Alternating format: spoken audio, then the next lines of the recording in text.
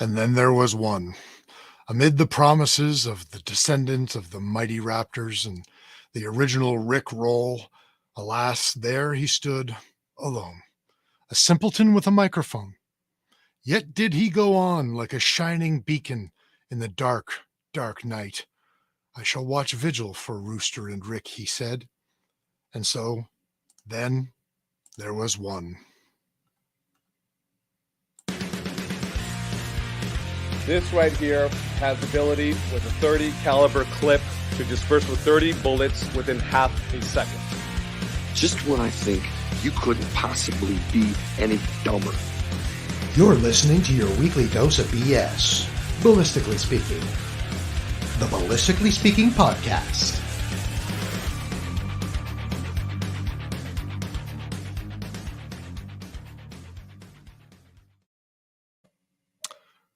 Well, by now you might have noticed that it's just me. We were supposed to have Rooster and Rick from CRPS joining us from the field where they have been for the last several days running multiple CRPS events. They're running King of 0.22 miles today, and it is running long, so they're not here. We're going to be doing a recap with Rooster, possibly with Rick. We'll see if we can nail him down because he won't be in the city anymore. But we'll see if we can get him on here next week. At the very least, Rooster will go through the weekend next week. And we'll give you guys all the recap then. But for now, I've got a few things up my sleeve that you guys might be interested. But before we do, we have a lot of people to thank that make this show happen. First of all, Odell Engineering. The geniuses behind the Canuck line of firearms. Odell Engineering is your premium importer and distributor of some of Canada's top brands of firearms, including Bergara, Rock Island Armory, Mission First Tactical, Hyperfire, and of course, the Made for Canada Canuck firearms. Find their products and a supporting dealer on OdellEngineeringLTD.com, on Facebook at Odell Engineering Ltd, or walk into your local gun store and tell them Phil sent you. We are also brought to you by Apex Optics. Designed in Canada, built in Japan, Apex Optics are made with premium ED glass, resulting in the best optical system that money can buy. The Rival 4-32 competition rifle scope features super positive clicks, a 2-turn indicator, zero stop, and one of the most thoroughly thought-out reticles in the industry. When you buy Apex, precision comes standard. Find them at apexoptics.co. We are also brought to you by EM Precision Rifles in Leduc, Alberta, building Canada's finest precision rifles. Commission a build today at emprifles.ca. Bolt Action Coffee, bringing specialty coffee to the precision shooting world. Order coffee and merchandise at boltactioncoffee.com. Call sign 66, welcome to the Brotherhood. Book a course with them now at callsign66.ca. Ribstone Gunsmithing, craftsmanship done right. Contact Oscar at ribstonegunsmithing.ca and breathe life back into any firearm. And March Scopes Canada, the Dion Optical Design line of rifle scopes, has a scope for all your hunting and shooting needs. Find Doug and Nisa at marchscopes.ca. All right. Hi from Canuckistan, comrades, says Wayne. What's up, Wayne? How you doing? Good to see you. Canuckistan. Oof. It's a sign of the times when we're referring to ourselves as Canuckistan and calling ourselves comrades. Anyways, did I get rid of Rooster already? Jonathan's asking me. I did not get rid of Rooster. He kind of got rid of himself by running the event out at the Rooster Ranch extremely late. And he was like, well, why don't we just push the show to like 8 or 9 or 9:30 or 10? And I was like, you know what? Fuck it. I'm just going to go on alone, and Rooster will give us a recap tomorrow, Jonathan. So, hey, thanks for joining us. A couple of things I want to talk to you guys about. We're probably going to have a little bit of a shorter show because it's just me. There's nobody to riff off of. And, you know, I'm not very personable. So I'm going to go through all these things. If you guys want to chat about anything, chat in the make a comment and we'll talk about it. But otherwise, here's what I got for you. So I already talked about Rooster. another thing that Rooster's doing is he started the Bergera B14 review. He's got a 6.5 Creedmoor Bergera B14 from Odell Engineering, and he's started taking a look at it. We've got one video up already, and it was really just the first shots that he had taken with the rifle and how he did. And he was complaining about the trigger and complaining about how he's not much of a paper shooter and making all the excuses, and the sun was in his eyes and the dog was in his face and the cat jumped on his back just as he was pulling the trigger and all that kind of stuff. But it's up anyway. Video 2 is going to be dropping next week, early next week. And I like this one because when I do videos for review, I tend to just like go out there and I don't prep too much. I just go out and do the video, and whatever it is what it is. I edit it up and I put it out. Rooster, before he even tells anybody really what he thinks about the rifle, has done an entire video on load building and load development for that rifle. So video 2 is going to be a lot of what he's done loading for that rifle, how he did it and his method. And you're going to watch him make a couple of rounds and talking about it and all that kind of stuff, which is a nice change of pace from my fly by the seat of my pants, wing it sort of style. So I hope you guys like that video. It will be probably Monday or Tuesday. It'll be dropping, and then he'll do another video on it as well, and that video will be him shooting the rifle after doing load development and what he thinks about all that and all of his thoughts and comments and everything else. So it's going to be a 3-parter with part number 2 early next week, so look out for it. Hope you guys like it. If you haven't watched part 1, go take a drop by our YouTube channel and just look for it in our reviews playlist. I hope you guys can't hear my dog barking. He's like 15 years old. He usually sleeps all the time. I don't know what's got his ire. Hopefully you guys can't hear it. But anyway, here's something else that's new. Kodiak Defense just today announced the release of a new adjustable gas regulator for the WK-180C. So this is an aftermarket part. I think it's primarily designed for the original, like the Gen 1, but from what I understand, they'll work in either rifle. Either one will work in either rifle. It's like, I think it's $72 for the little adjustable gas regulator. So I'm not too sure what to think about it yet. I think I'm probably going to pick one up, and I'll probably do a review video on it at some point. But for those of you who have Kodiaks, especially if you use the 180C platform, maybe you'll be interested in this. Up until this point, the only 180 platform rifle that I'm aware of has been the Sterling R18. So if this gas regulator works out from True North Arms, then the regular 180 platform rifles, at least the 180C designed rifles, will have an adjustable gas regulator. So that's kind of cool. We'll see how it turns out. John's letting me know that you can very faintly hear the bark. Good. Hopefully that's good, that it's not overpowering or anything like that. So yeah, Kodiak Defense. I said Kodiak Defense brought it out. They did not bring it out. True North Arms brought it out. I'm misspeaking. So if you're interested in it, go to True North Arms, because I imagine they probably won't last too long on their website. Speaking of review videos, Rooster's doing the Bergera B14. I'm still working on my first looks reviews of the Sterling R18.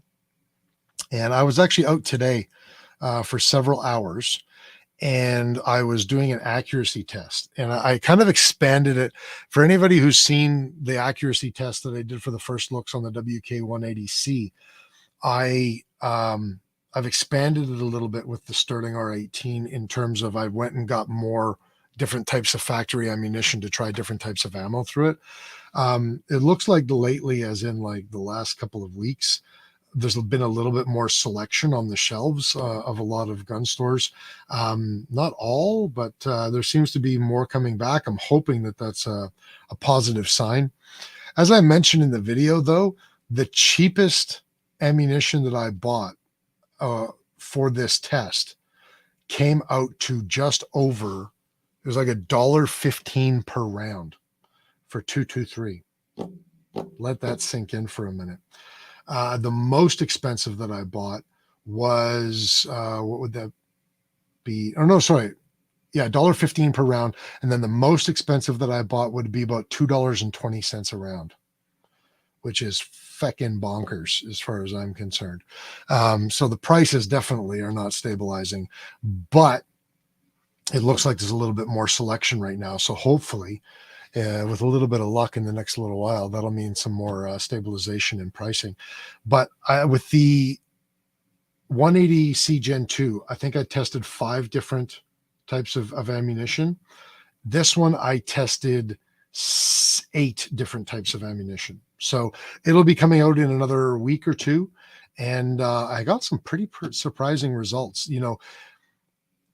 Sterling was publicly saying that they were shooting for a 2 to 4 MOA rifle. And I was able to get significantly under 2 MOA with a couple of different types of ammunition. So that'll be coming out in a couple of weeks. Hope you guys are interested in that. One thing I will say, I started having extraction issues with my R18 today, and I don't know why. I thought that it had to do with the gas system. So I was playing with the gas system a little bit more, but it didn't seem to matter. It seemed like the extractor wasn't quite grabbing, and then it wasn't fully extracting the round, and then I was getting double feeds, and then I was looking at the rim of the cartridge after I got it out, and you can, like, it's marring the rim where the extractor is like losing grip or something like that. I'm gonna have to take a look at it. I'm gonna do a video on it and what happened and how to fix it. I don't know if it was me. Haven't cleaned the gun in about 700 or 800 rounds, as I tend not to do when I'm trying to review guns. So it's possible that this is just a cleaning issue, and I'll clean it up and it'll all be fine. But whatever it is, I'll make sure that everybody knows about it, and I'll do a video on it and what I do to fix it and all of that sort of stuff. So just a little bit of a hiccup during my accuracy testing today. John says, years ago, I was bitching about the price of 7mm Rem Mag at $375 a round. Now I don't even look for it. I do not blame you. I was seeing, this wasn't recently, but maybe like 6 months ago, I saw some 303 British on the shelf at Cabela's, and they were selling it for $55 for 20 rounds. Which I don't know how, my math is no good. So I'm going to use a calculator here. So we had $55, 20 rounds. That's, well, maybe if I hit the right friggin' button, 55 divided by 20 rounds that's $275 a round for 303 British. That's too much. That's crazy. Yeah, John, you says, did the bolt extractor get full of debris? That's very possible. I mean, it's not a direct impingement rifle. It's a piston rifle. So it should be cleaner on that end of things, but it is very possible. So I haven't had a chance to take it apart and look at it yet. Like I said, it's like 700-800 rounds and I haven't cleaned it yet. So hopefully that's all it is. Hopefully I didn't fuck around and like mess up the extractor or something like that. But regardless of what it is, I'll make sure that everybody knows once I find out what it is and once I fix it. So full transparency in the reviews. All right. What else do I have to tell you guys? Hey, anybody who's following Origin USA, if you don't know what that is, we talked about it several, like a month and a half ago now. I toured their factory, one of their factories, when I was in the East Coast around Maine, and it's originally a Brazilian Jiu-Jitsu guy who's a patriot and wanted to bring American manufacturing back to America. So he started making Brazilian Jiu-Jitsu gis. And the whole idea is like they're buying American cotton. They have their own looms, so they're weaving the fabric. They're doing all the sewing, like literally from the field to the sales floor. It's all American, and I think it's a really cool concept. He eventually got Pete Roberts, is his name, and he eventually got the attention of Jocko Willink. If you don't know who Jocko Willink is, I mean, you guys might have a bit of a problem. But he's a former Navy SEAL commander, written several books, including Extreme Ownership, and he's the wake up at 4:30 a.m. guy, and your life sucks. Good, he's that guy. And hey, Dan, what's up? And he got the Pete Roberts got the attention of Jocko Willink. Jocko Willink came on board with Origin USA, and now they make a whole bunch of different things. I'm actually wearing their Delta 88 pants right now. They make Brazilian Jiu-Jitsu uniforms. They make T-shirts, other Jiu-Jitsu and exercise clothes, rash guards and spats and fight shorts and all of that sort of stuff. And they make shoes. They make socks. I think they make socks as well. Well, a while ago, they announced a hunting line, both bottoms and tops. And we're talking everything from like fleece lined hoodies to just like long sleeve hunting shirts, undershirts, and, the pants and the whole 9 yards. And apparently they've been having some trouble getting it released. They've been having some trouble sourcing some of the raw materials. I guess this is one of the things. It's great that they get everything done in the U.S., but I think that means that they don't have as much diversity in suppliers, and they were having trouble getting some of the raw material for the hunt line. I just got an email this afternoon, whatever, saying that they are now taking pre-orders for the hunt line. Originally, it was supposed to launch in August. Now they're taking pre-orders. So if you guys like, I know we're all Canadian here, but if you guys like the made in North America idea, even if it's not made in Canada, or if you guys just think that Jocko Willink is badass and you want to support anything that he has anything to do with, they are taking pre-orders for the hunt line right now. I'm going to get it. I don't think I'm going to pre-order it, but I am going to get an undershirt, a hoodie, and a pair of pants eventually. And I will throw a review up when I do. But for anybody who's following it themselves, if you want the pre-order stuff, it came out today. Jonathan says, the whole reason I started reloading is because the price I just seen Hornady 7mm Rem Mag for $89.99. Good God. That's the most ridiculous. I really hope that seeing more variety on the shelves this week is a sign that maybe prices are going to stabilize a little bit. I know that a lot of the manufacturers have been saying like this is going to be a 2 or 3 year thing, but they were saying that like a year and a half ago. So, who knows? Anything's possible. Everybody also says, oh, the prices go up, but they never go down. That's a thing too, but man, we got to cross our fingers, right? And I completely agree with you with reloading. I don't have any 223 dies right now. I borrowed from Kurt the last time that I was reloading, but I also don't think I'm going to reload, especially with semi-autos. I'm not going to reload 223 until I have a progressive reloader. I've got a single stage press right now, and with the amount of rounds that you tend to go through, I'm just not going to do it. But I am saving up for a progressive reloader, and once I have one, I will get 223 dice first, and 223 will be the first thing that I start reloading with a progressive press. But right now, I'm reloading 6.5 Creedmoor. I'm reloading 308. Thank God I'm not buying either of those factory right now. And I'm just trying to do the, buy it cheap, stack it deep, but there is no such thing as cheap anymore. So at least I'm still buying in bulk. Jonathan says, how are their pants? I need some tough pants for beating the bush for coyotes in summer. So light and tough is what I need. Okay. What I have right now, Jonathan, is I have their Delta 88s, and those are their like everyday wear pants. What I like about them is they are a mix of denim, cotton, and lycra. So they have a little bit of elasticity to them. And, the style the last like decade and a half has been this fucking skinny jeans style, like these fucking ball crushers that like the beta males don't have to worry about, but the rest of us are like, what the fuck is going on with pants fashion? These are a little bit of a tighter fit, as is the fashion, but the fact that they're a little bit more elastic because they've got some lycra in them is, in my opinion, very good. And they're very comfortable to wear. They are nice and light. They move really well because of the elasticity. what I like about it is like even the pockets, they're not just like that thin little cotton material. Even the pockets are made of like full on denim. I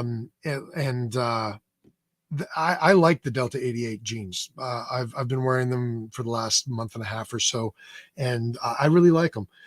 Now they also make a like a denim work pant, and it's got the fucking pockets everywhere, and it's got the main pockets both at the back and on the sides are like the hip pocket and the what do you call it, the thigh pocket.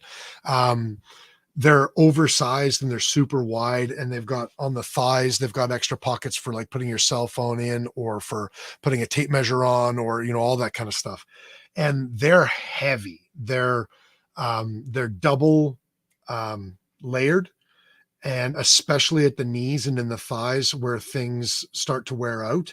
They don't have built-in knee pads, Dan, but they are double thick for wear. And I wear them as range jeans. So like, for example, I took a guy out to the range just last weekend, and I wore them out there, and I actually wore them in 33-degree weather, full sun. And it really was not that bad. I mean, they were heavy jeans for sure. Probably should have wore shorts, but I didn't get eaten to death by the mosquitoes. I like them for a range jean. Would I hunt in them?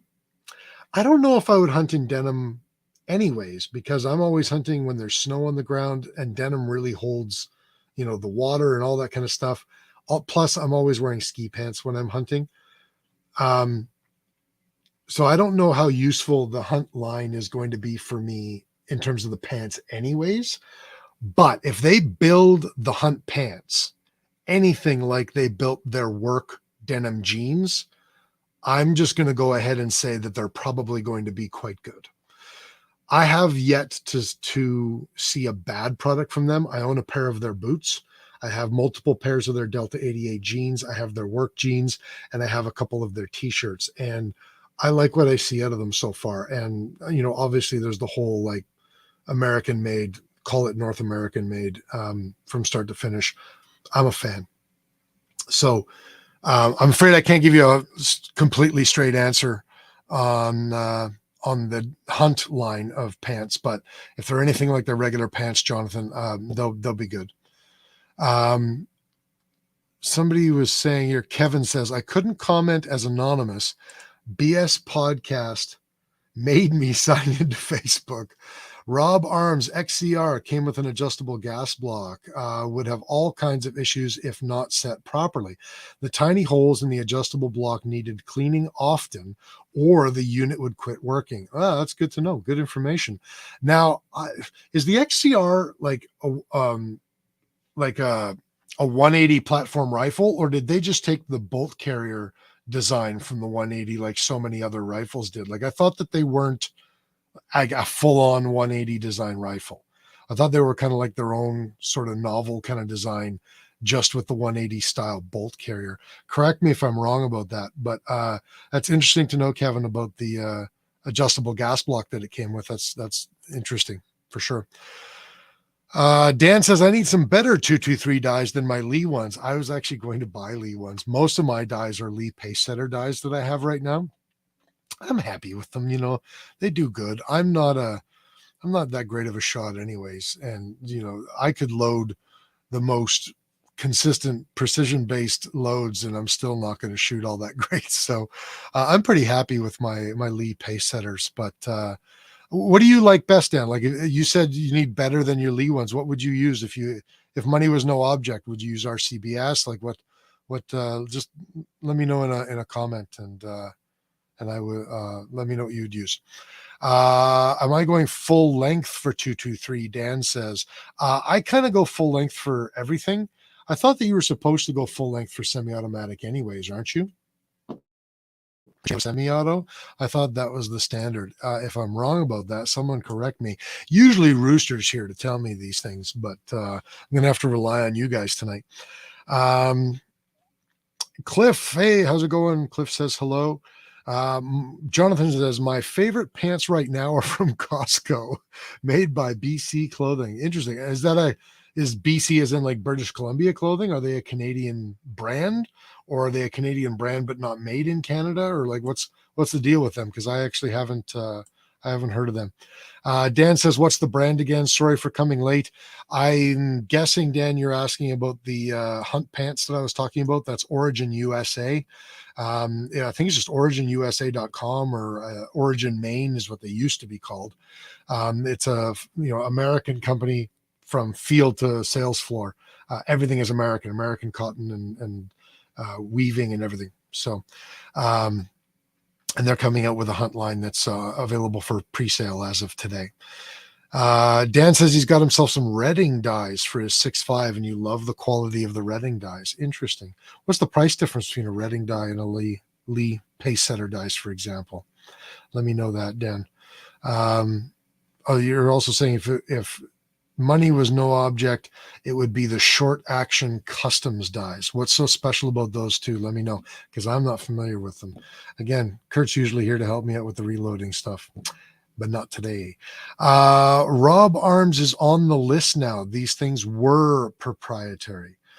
Oh, right. That's right. The XCR got caught up in the May 1st order in council. That's right. I forgot about that.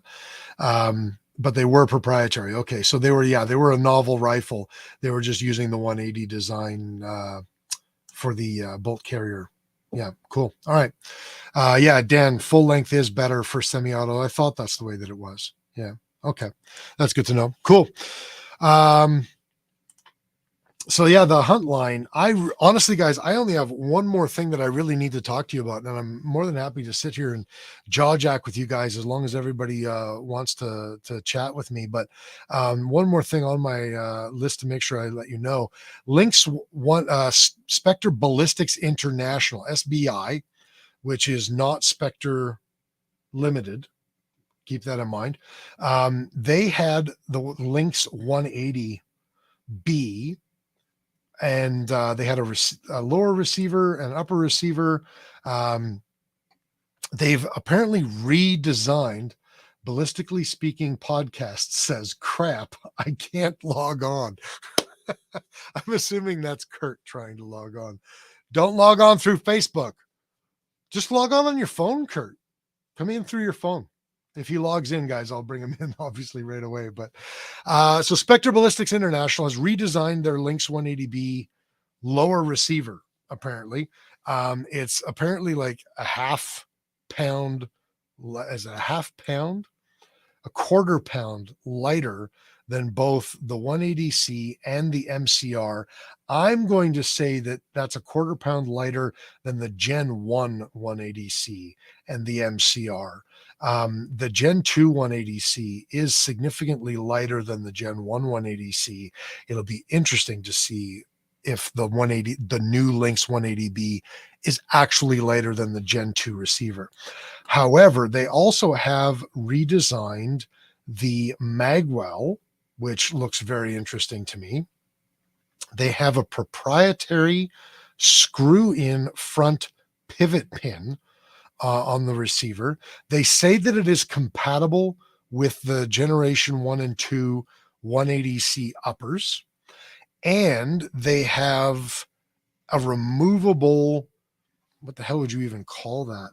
I'm just trying to see if it's listed on their doohickey or not. Their website. It's not listed on their website, but they have a removable butt on it so that you can use the typical AR style buffer tube, or they have one with a pick rail on the back of it. And then they have one with a Zukov stock adapter on it. So they're selling 3 different receivers right now, and each has one of those 3 ends on it for whatever type of butt stock you want. I'm assuming that this is fully compatible with a regular AR style parts kit. Just looking at the contour of it here, and you know what? Maybe what I'll do is I'll share my. Not enough signal out here, I guess, says, I am ya putz. Okay, Kurt's yelling at me, telling me he's trying to get on. Keep trying. Keep firing, assholes. Keep trying to get on here. And if he makes it on, I'll bring him on. But I'm going to share my screen with you guys, and I'm going to show you the Lynx 180B. If you're looking here, so you see right around here, I don't know if that's going to be compatible with beaver tail grips or not. The first generation Lynx 180B, I believe, was not compatible with those. And I don't know if that looks like it's quite good enough for it or not. But Rooster says device is not connected, but he's sort of here. As soon as it says device is connected, I'll add him to the stream. I promise. Anyway, these Lynx 180B receivers are available on their website for sale. I've got one coming to me. I'm going to try it out after my final 180C Gen 2 video is done. I'll try it out and I'll do a video on that lower receiver for anybody who's interested in a different lower for their rifle. So let's go back to you guys' comments here. I don't know why I left Kurt's crap. I can't log on there.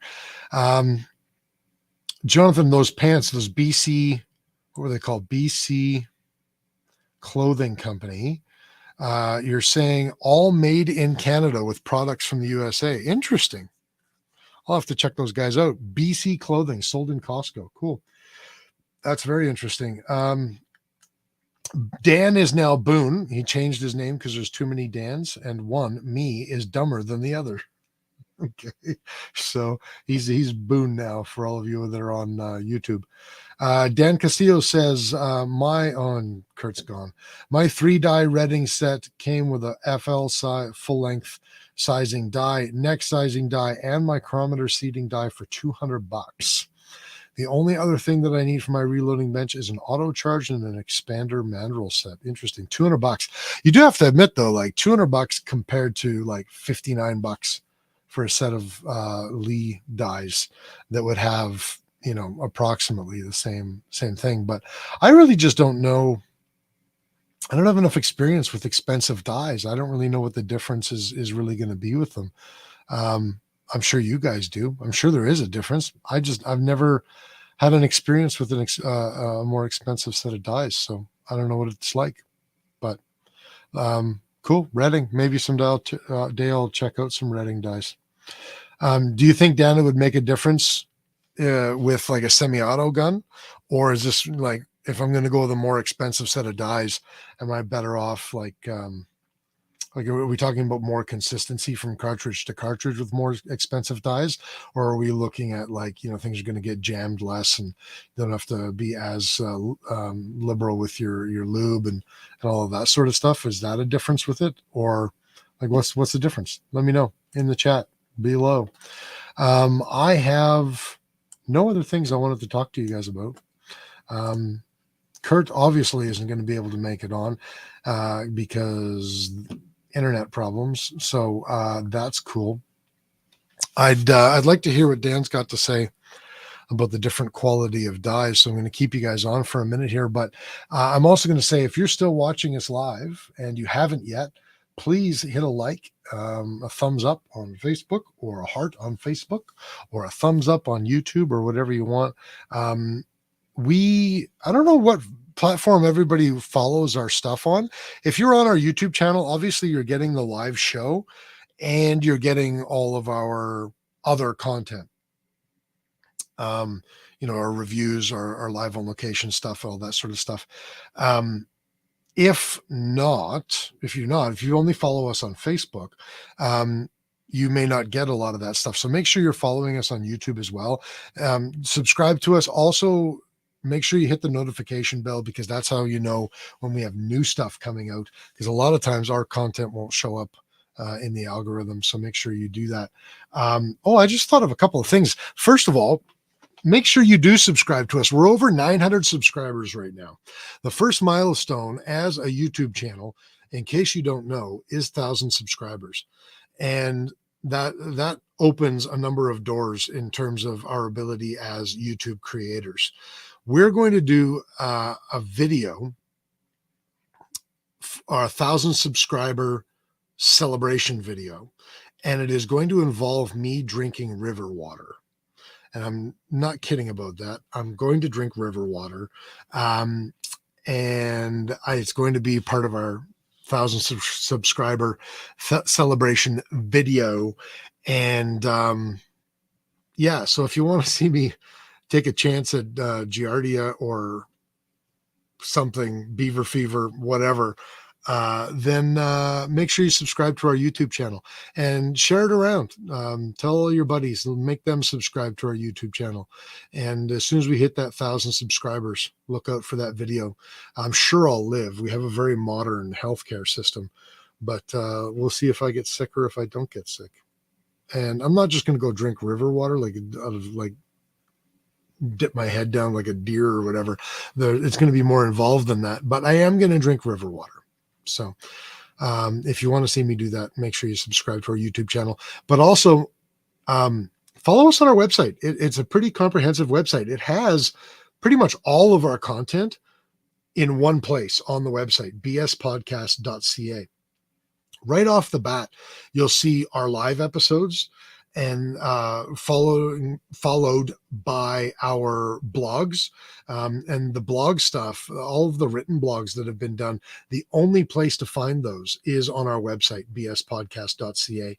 And then right below that, you'll see all of our regular video content that's available on our YouTube page. And you can look at all of our content without having to go to multiple places. So, bspodcast.ca, that's a good place to find stuff. And, if you're trying to tell someone else about our little venture here, our little podcast, our little channel, send them to the website first. They'll be able to go to the YouTube channel and subscribe there as well, because all the embedded videos on the webpage are from YouTube. But it's all there in one spot, bspodcast.ca. If you want to communicate with us, just email info@bspodcast.ca, and we'd love to talk to you guys, love to chat with you guys. I got a couple of answers on different types of dyes. So Kevin says the more expensive sets will have honed and straighter, more consistent interiors. Yeah, that makes sense. Also, a micrometer seeder is awesome. Easy adjustment without loosening the lock collar and moving the die body. Yeah, makes sense to me too. That definitely makes sense. Although I do have a micrometer seeder in one of my 308 Lee set.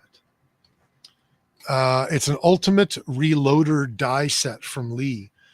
It does have a micrometer. I moved my microphone. I bumped it with my head. It does have a micrometer bullet seating die. So that's cool. Anyway, Dan says, strictly shooting bolt guns right now.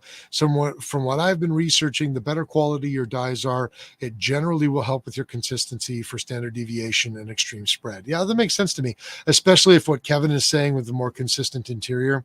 Yeah, that makes a lot of sense. Kevin says typical $50 or $60 Lee set would not include a neck sizing die also. I think you're right about that. Most of them most of them are not including those. The ultimate reloader set I have for my 308 does include it though. Although, like I say, I've only ever used it when I was trying to use Fireform brass. Otherwise I usually just full length. Anyways, but I'm sure I'm not telling anyone anything they don't already know. Dan Castillo says, for a semi, the Lee dies are no issue, especially if you're using a progressive press. I'm still using a rock chucker. Yeah, I'm still using a rock chucker. I'm actually using my father's rock chucker that he bought sometime in the 70s. So like I'm using a very old single stage rock chucker. I don't know what I'm going to get for a progressive, but I don't think I'm going to fuck around. I'm probably going to get, I'm not going to get like an entry level one, probably not even a mid-level one. Like we'll see, but we'll see what I can afford. But yeah, with a progressive, I'm not going to fuck around. I'm going to get a good one. Boone Dan says, are we talking Saskatoon river water or Manitoba first flood downstream river water? Well, I'm not driving 7 hours just to make a video. I'm living in Saskatoon, so I'll be drinking Saskatoon river water. I know it's a fast moving river. I also know that the city of Saskatoon, I'm quite certain the city of Saskatoon, like in the city, the water in the city is downstream of the water waste treatment plant. So there is that. I'm not going to be drinking upstream of the water waste treatment plant. I'll be drinking downstream from it. So who knows what they're putting into that water at that point. But Spudman says, I like using bushing dyes and mandrels. Bushing dyes and mandrels. I missed a comment from Spud earlier. He said, I use Redding dyes. They average around $80 for the standard dye set. Yeah, that's not a bad compromise. You know, if you're getting a better quality dye, more consistent inner wall, $80 versus, 59 or whatever, that doesn't seem so bad. Dan, yeah, like what I was looking at before was probably like a Dillon 650 or 750. I was thinking of 750 because I think you can add the automated motor to the 750, correct? I think. So I'm thinking I'll probably end up picking up a 750. Unless it was the 750 was discontinued and replaced with, I can't remember. It's been a while since I've looked them up, and I'm gonna have to look them up again before I pull the trigger on them. But it'll probably be a Dillon progressive reloader anyway. John says, my favorite die set right now is the Hornady bushing dies. I find they're better than RCBS, but that's my opinion. I have one set of RCBS dies. They're 44 Magnum that I inherited them from my father. And I don't use them very often because I don't shoot 44 very often, but they seem like a pretty nice set of dies, and they're older than I am, and they're holding up pretty good. Kevin says, just get a 1050 and you can load pistol for all of us. We'll see. We'll see how much money I have when I decide to pull the trigger on this thing. No pun intended. Dan says the 750 or the 1050, you can use the auto drive. Yeah. So honestly, it'll probably be down between those two. And honestly, whichever one I end up getting will probably just be what I can afford at the time. So yeah, look for that, I guess. Guys, I'm going to, it looks like Kurt's not going to be able to join us. It looks like he tried and he gave up, and he's probably, hip deep in whiskey at this point. So I'm going to let everybody go. Thanks for joining me. Even though it was just me. I hope you guys enjoyed listening to my stupid voice on its own for about 45 minutes. Before I go, I really do need to thank all of our sponsors again. EM Precision Rifles, Call Sign 66, Bolt Action Coffee, Odell Engineering, Marsh Scopes, Apex Optics, Ribstone Gunsmithing. Thank you guys an immeasurable amount. Oh, one last thing. Not next weekend, but the weekend after that is TACOM in Toronto. And if you're in the area and you're going to TACOM, look for this motherfucker right here. I'd love to meet some of you guys in person. We'll take some selfies. And, if you don't like my content, you can try to, say something mean to me if you want. But I'll be at TACOM. I'll be covering TACOM. Unfortunately, I'll be doing it alone because Kurt will be in Alberta at the King of 2 Miles. Now, you can guarantee lots of content from TACOM. I'm going to have a bunch of content for TACOM, even for those of you who can't make it. And if you can, again, I'd love to meet you guys in person, just shake your hand. Kurt at King of 2 Miles, I'm hoping that he'll have a bunch of content from King of 2 Miles, but he is older than the invention of the internet. Well, wait a minute. So am I. He's older than the invention of the personal computer. So I don't know if he's going to follow through on that, but if we rib him real bad, then hopefully we can get him to put some content out from King of 2 Miles this year as well. We would have loved if we could have both gone to both, but unfortunately they're both scheduled at the same time. So I'll be going to one, he'll be going to the other. And yeah, hopefully you guys will either enjoy the content or you'll be able to meet Kurt in Alberta or meet me at TACOM and come by and say hi. Cliff says he's got 3 Dillon 1050s. Who needs ammo? Holy shit. I hope you have the auto drive on those. Otherwise, you're like working one with one hand and then get your foot up there and, work your third one. But man, that's an investment in reloading right there. 3 Dillon 1050s. John is asking, will I do a winter hunting, will I do a winter hunting clothing gear podcast in the near future? That is a very cool idea, John. I'm going to talk to Kurt about it. And if he knows even the remotest thing about it, if we can hold a conversation about it, then yes, absolutely. We will do a video on that. And if we can find somebody who is making that stuff, or even somebody who is selling that stuff, if we can maybe get someone to come on and talk about it, then definitely, I think that's an excellent idea. So I'm going to put that in my back pocket and I'll see if we can make that happen for you, John. Dan says my anniversary weekend, will hopefully see you there. Nice. Yeah. It's very interesting. The assumption is that I'm going to see you at TACOM during your anniversary, but yeah, if you are, cool. Kurt, he heard one of the comments that I said. I heard that, you prick, is what he says. I have no idea which comment he heard, but oops. Oh wait, it's because I said he was older than Jesus. That's why he's calling me a prick. Chris W says, be careful whose hand you shake and who is taking a picture with you. It might bite you later. You know what, Chris? I am unfucking cancelable. I don't know who I would take a picture with or shake hands with that might bite me later, but I'm not going to take a picture with Trudeau. So, you know what? If he's there, I will take a picture with him. Fuck yes, I'll take a picture with that idiot. And can you see all the memes that I'll create from a picture with him? Oh, Justin Trudeau, if you're listening, please go to TACOM. I would love to meet you and shake your hand. I'm not going to yell at you or swear at you in person. I'm not going to do anything uncouth. I'll shake your hand. I'll say, hi, Mr. Trudeau. It's nice to meet you. I think you're the worst prime minister that we've had in Canada since your father. And then I'll take a selfie with you. And then I'll just make a bunch of memes out of it. That would be cool. Cliff says broomstick. Oh, you're working the third 1050 with a broomstick. All right. Or you just tie a broomstick across all 3 handles and just chunk it all at once. That'd be cool. Kurt says, I'll be doing what I can from King of 2 Miles, but I will be concentrating on competing. I plan to do an episode from King of 2 Miles campground like we did last year. Yeah, all I hear is I'm too old to run a gun and a camera at the same time. That's all I got to say about that. Anyway, at the very least, guys, look forward to a King of 2 Miles episode with Kurt. Boone says, if Trudy is there, fold his clothing with him in it.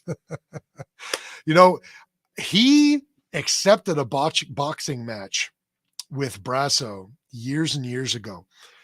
I'll tell you right now, I'll box him. I'm not a boxer. I've been kickboxing for like more than 25 years at this point. But no kicking, just boxing. That's cool. And if Jagmeet wants to roll a few rounds in jiu-jitsu, I'll do that too. That's all good. Like, you guys, let's train. Politicians, let's train together. Let's train.